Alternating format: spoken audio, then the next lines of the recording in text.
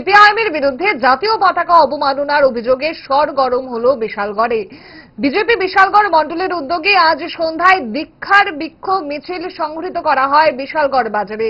দলের কর্মী সমর্থকদের বামেদের বিরুদ্ধে চড়া সুরে স্লোগান তোলেন। পাশাপাশি বামেদের বিরুদ্ধে চড়া হুঁশিয়ারিও রাখা হয়েছে দীক্ষার বিক্ষোভ মিছিল থেকে।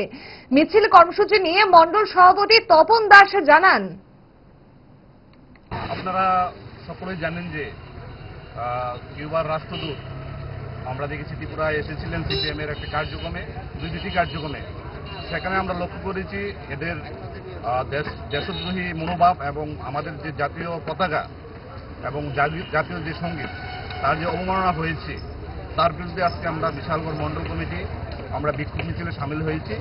আমরা এই দেশদ্রোহী সিপিএম যে ষড়যন্ত্র দেশের বিরুদ্ধে করছে, এর বিরুদ্ধে আমরা তীব্র প্রতিবাদ করছি। আজকের এই মিছিল থেকে আমরা সিপিএমকে সতর্ক করতে চাই, যারা এই দেশে খাবে, এই দেশে পড়বে, এই দেশে থাকবে, অথচ এই ভারতবর্ষের বিরোধিতা করবে, এটা আমরা ভারতীয় জনতা পার্টি কোনোভাবে মেনে নেব না।